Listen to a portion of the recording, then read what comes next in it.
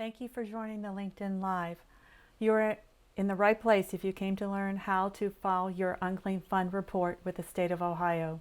My name is Amy Shawhammer. I'm the finance manager with the division. I've been with the division for 9 years now. People ask us who has to file. If you conduct business within the state of Ohio, Ohio Revised Code Chapter 169 requires any business conducting business in the state of Ohio needs to file an unclaimed funds report. Whether it's zero or whether you have funds to report, you still have to file every year until your business is dissolved. So for here today, I'm going to do a live demonstration on how to do your reports. The first one I'm going to do is what's called the negative or none report. That means that you've basically reviewed all your records and have determined that you have nothing to report for this year. You would go to unclaimedfunds.ohio.gov and you would select report funds and submit a report. And this would be the screen that would appear. You can upload a report, you can enter a manual report, we'll do those two later, or you can submit a negative report, and that's what we're going to do right now. So click on submit a negative report. You would type in the holder name.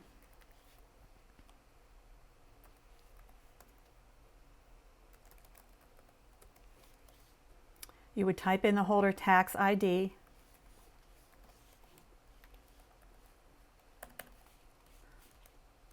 the address, and already populated for me because I keyed it in already.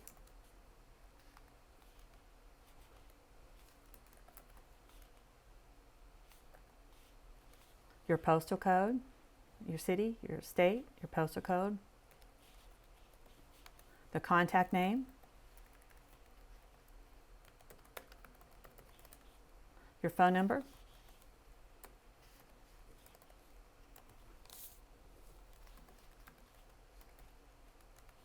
email address,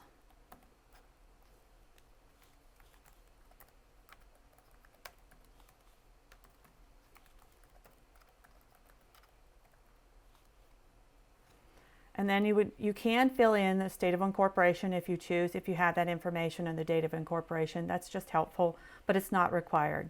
So you're basically filling in the items that are with the red asterisk. Those are required. So down here you would then select what year. Currently we're in the 2024 reporting year. It doesn't revert to 2025 until July 1st. And since this is a none report, there's of course no amount to remit, and it's called a none report. And then you would select next. And this is electronic signature, basically verifying that you have, to the best of your knowledge, this is what you're filing. This is what you found. Type in your name as the electronic signature. You can look over the information that you filed just to make sure that that's okay. If it's not, you can go back to the previous screen and fix what might have been incorrect. And then you hit submit and you wait, and you should get, oops, it has me verify that I'm a human. Good, you got your green screen. You're successful on that one. So this is, you have filed you've met your obligation, you have filed your none report for the reporting year. Now, if you did not, if you need to file, if you found out even later that you also found funds that you still had to report for that year, you can file what's called a sum report. So you go back to report funds, submit a report, you can upload a report. This is a NAUPA report. It stands for National Association of Unclaimed Property Administrators, association. They have agreed, this is one where the states have all agreed, this is the format we're going to use. Some things are coded differently for certain states, but this is the format we're using. So we accept TXT format or HRS Pro for the NAUPA file. So I'm going to upload a report since I have one. Remember, you have to key in that information. Luckily, I still have it saved there, which is good.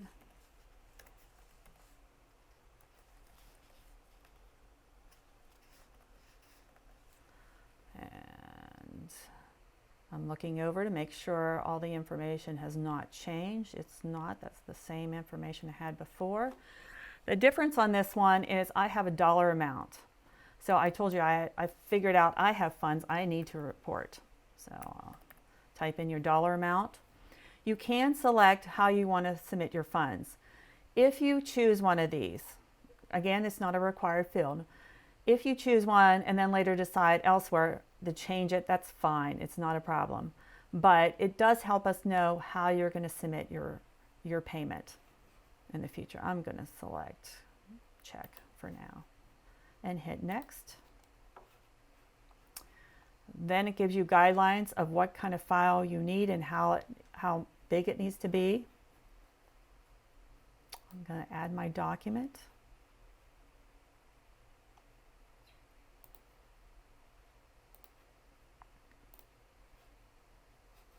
And there's my document.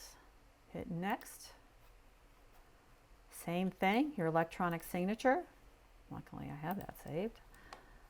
And again, you can look over the information that you filed. Is that correct? Yep, that's what I wanted. And hit submit. What this is doing, it's looking at the file to make sure that the file is in the proper format and there weren't any errors with it. And there weren't. If there's an error and you will see it come up that there's an error, go back and look at your file and fix the error and then try to re-upload it. Okay? You can print your summary page for your records.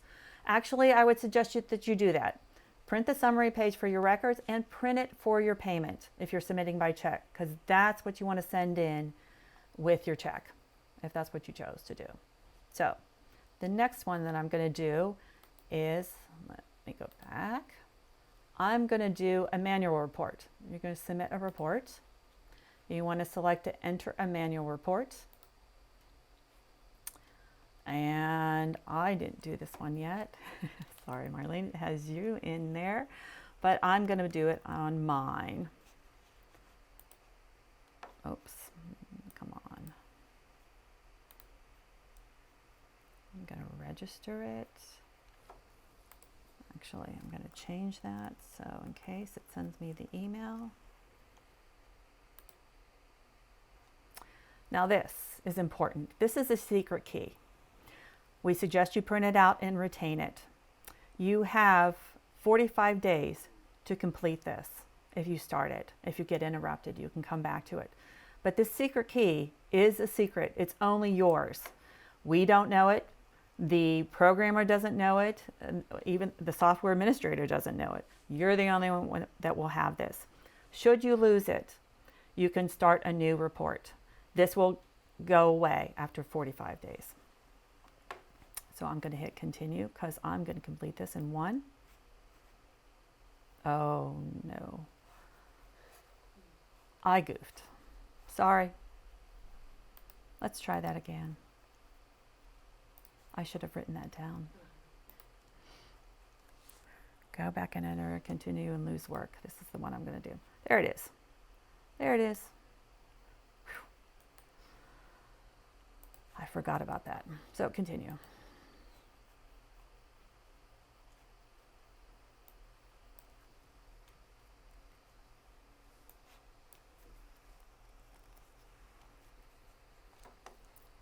So I guess I needed the first login. There we go. All right. Type in the holder information, tax ID,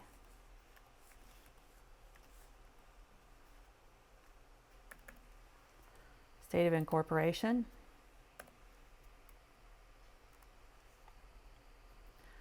I didn't have to fill that in now that I think about it. I'm not going to fill the rest of it. That's not required. Contact name. It's me. Sorry, that's in the way. See if we can get that out of there. Okay, contact address. Sorry about that.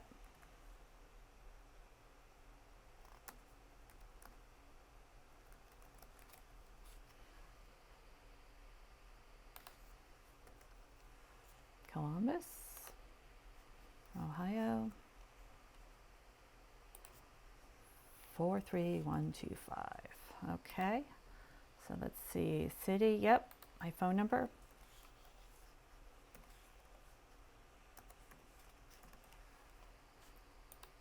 We ask for this information in case there's a problem with it, that we can contact you. So that's where it becomes important. That's not needed, that's not needed. The year, that's important. I'm doing the current year. Remember, I just found out I have more money to report, so that's what I'm doing. Didn't fill in. Why didn't that fill in? Okay, that didn't work. Let's go back. There you go. All right, that looks good. I have my name there. Okay, let's save. Go to the next page. Gives you a chance to look over what you have so far. Edit the holder. No, that's not good. All right, gives me a little summary so far of what I've had. I haven't done any yet. Looks good to me. Yeah, I could fix that, but I'm good. All right, so I'm going to add my first owner. This is why you may get interrupted as you're doing this and then have to come back. So the last name or the business name. In this case, I am going to do, okay, and it's a business. I don't have to do the first name because I made a business out of this guy. If I know his address, if I know his title, I can put that in there. And his address.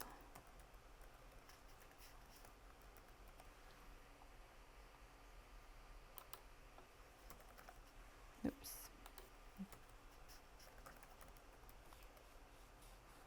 He's in Franklin County.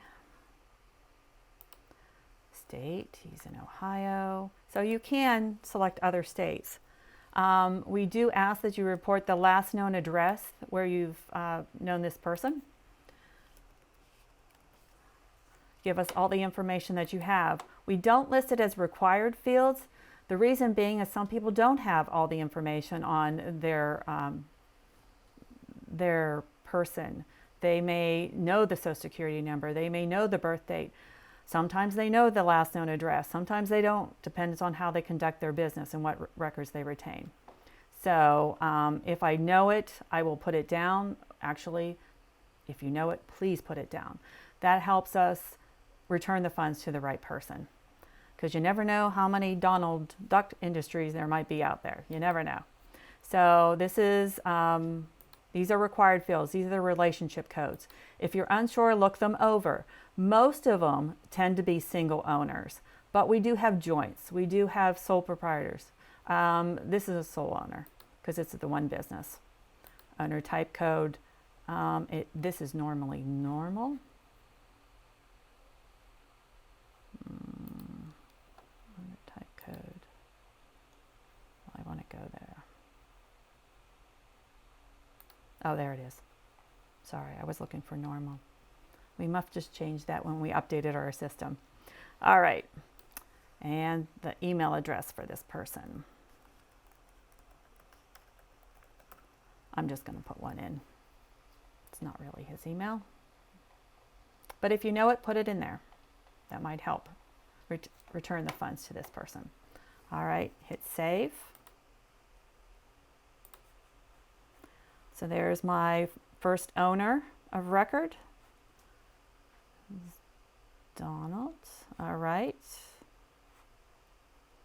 Then I have to add the property.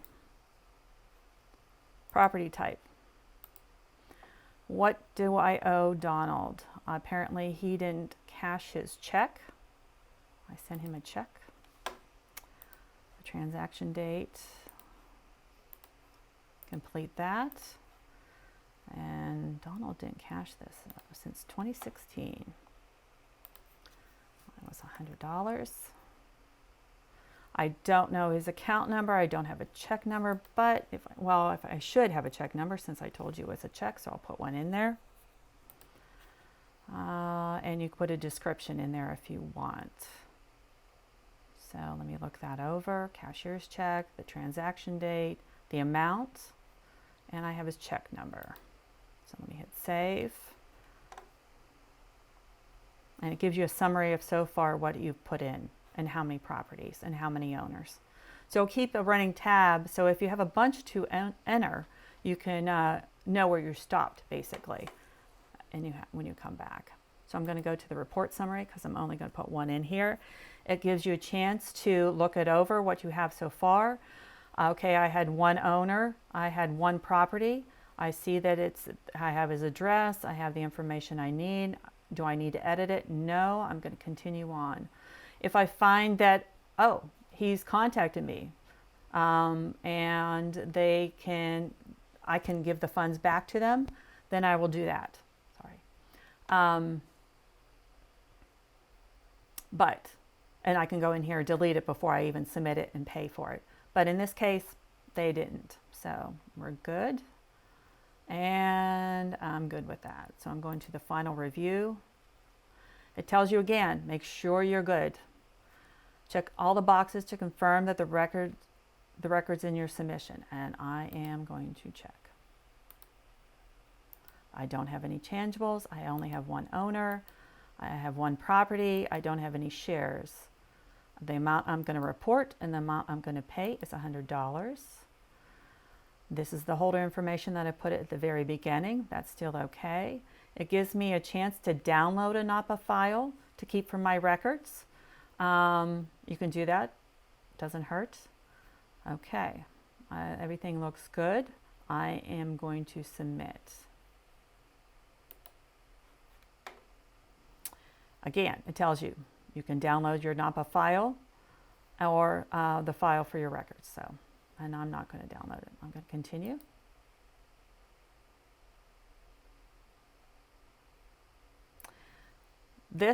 Print this out. This is the summary of your filing. This you should retain for your records, even if you don't want to download anything. But for this purposes, I'm not going to print it out. So I am done. And then I'm back to the manual online reporting. So that is the one, how you do a manual report. Now, let's pay for it. So go to report funds. If you're at the beginning, you can also do it just from here because I'm already here. So I'm going to submit a payment. Put in your tax ID. And hit search.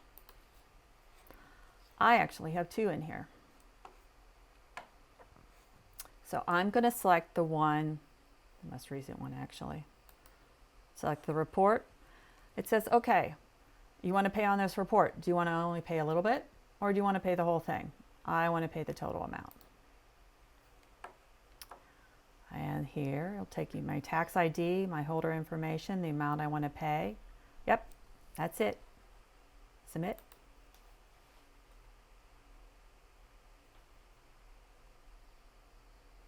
Going to the payment portal. Give it a moment. All right, you'll get to this point. You can select an electronic check, which is ACH debit, or you can select a credit card. We take Visa, MasterCard, Discover, and American Express. Electronic check, please make sure that if you are required by your financial institution to submit a debit blocker number, please do so before you hit this. Because if it goes through without you passing that to your bank, this will get rejected. So some people have it, some people don't. It's not necessary. So I'll go to credit card. And this is where you'll key in your information. I'm not going to do that at this time. So this is the information you would have to do. Your credit card number, the type of credit card you have. I'll show you. See, it has the drop down, American Express, Visa, Discover, in case you forgot it. Expiration date, the month of expiration date, the normal things that you would do on your credit card. The billing information, address, zip code, and then you would hit continue. And this is processed by our third-party processor. We do not retain your credit card information, so if you ask us, we will not have that. I think that's the only information most people ask me about that. The other option, let me go back. Oh, won't like that. Okay, I'm going to go back and pay. I'm going to go back and pay and show you for ACH. Submit a report, submit a payment.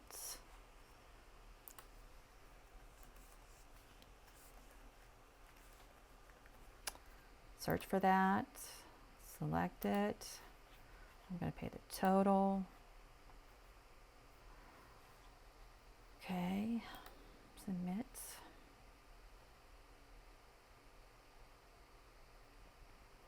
It's going to that third party place, and I'm going to do the electronic check so I can show you what it looks like.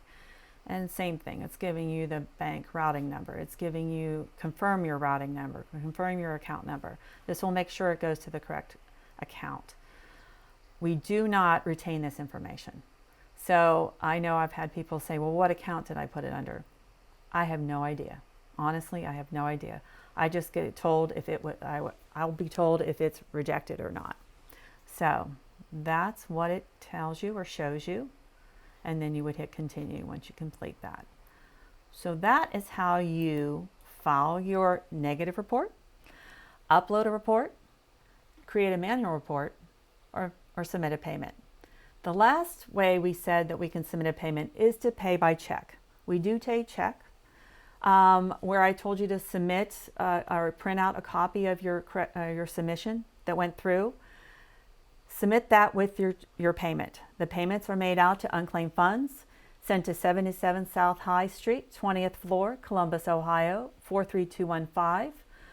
Please make sure you put your FEIN number on the remittance as well, just in case that sheet gets misplaced, so we know where the funds have to go. And that is basically it. We do have some problems that normally occur. Some people forget to put the items in the right location on the reports. That's important. So if it asks for the last name when you're doing the manual report, please make sure you put the last name in the last name field, the first name in the first name field. Again, if you have the information of the person, whether their birth date, if they have the date of death, that's another column that's in there. If you know their social security number, the last known address, fill out as much information as you have. This is a secured site. This is, we're able to, from the secured site, match it up with the claimants and get the claims paid. I can't tell you, I personally even have a person with the same name that I have that was in the same town, and we're not even related. So, and my name's not that well known, as far as I know. So it's important that you have that information. Remember though, if you're also using this website to upload, don't also upload your report on the Ohio Business Gateway. There are two different platforms, and we'll look at them as two separate reports. So you want to make sure you just use one platform when you upload it. If you have any questions regarding the payments, you can contact us. Remember, we also have that. If you forget at the bottom of where to send the check, we do have it on that website. In fact, you will see that at the very bottom, it says that if you want to send them the payment and you don't remember the address I just rattled off to you, it is at the bottom of the page. So remember, you are required to file a report with the state of Ohio. If you have to report funds, remember to report them. And thank you.